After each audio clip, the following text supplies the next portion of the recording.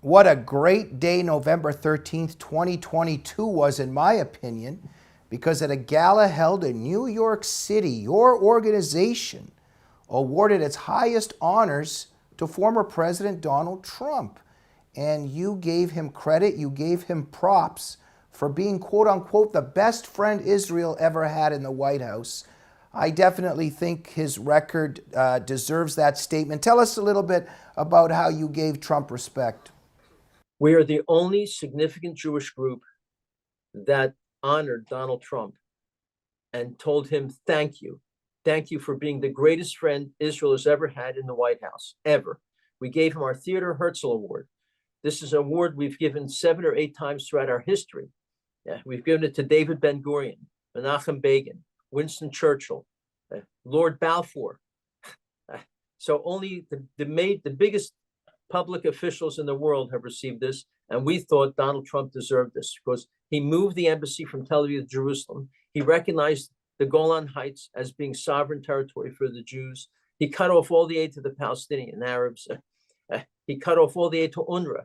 This is a UN group that trains Arabs to hate Jews and kill them. It's astonishing what I'm saying.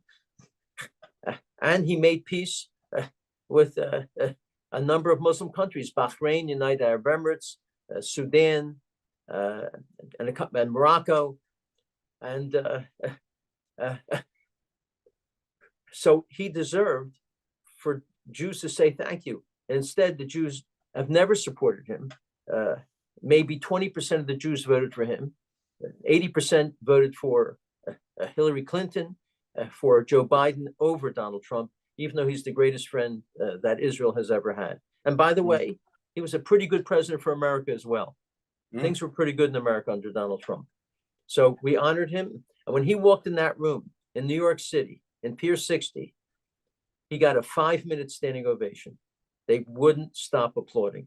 It was really something. Mort, am I correct that you guys even had to turn people away? There was no more room at that event. You couldn't even sell any more tickets. No, it was a packed house. A packed house. Part of the packed house was because there was so much media there. And I was attacked. So many people called me, condemning me for honoring Donald Trump. I said, look, whatever negatives you perceive of Donald Trump, we honored him for what he did for Israel. That's what we are. We're a pro-Israel group. You do great things for Israel, we will honor you. Yeah. And no, I was attacked by many officials. Many leaders called me. I won't mention their names. Called me up personally and said, "You are disgusting to honor such a terrible human being." I guess Biden has done a much better job running America and his relationship with Israel. By the way, Biden, almost every person he's appointed is a friend of Barack Obama's. I think Barack Obama has a major hand in what's going on because Susan Rice is director of domestic policy. She's a foreign policy person, but she's a close friend to Obama. They didn't want to put her in a post that required Senate approval, so they made her director of domestic policy, of which she knows nothing. So she'll be inside the White House, and I think reporting back to Obama what's going on. So I think Obama, Valerie Jarrett, and others have a major hand in what's going on with the Biden policies.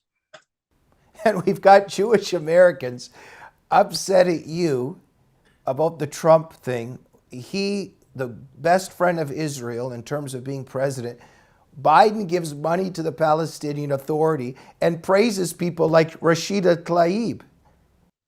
That's right. I actually have it here. I can't put my hands on it right away. I do. Listen to what he said about Rashida Tlaib, one of the biggest public anti-Semites, Israel haters we ever saw in Congress. She's a congresswoman from Michigan. Biden, who was at an event with Tlaib, said this to Rashida Tlaib: "I admire your intellect. I admire your passion. I admire your concern for so many other people. From my heart, I pray that your grandmom and family are well.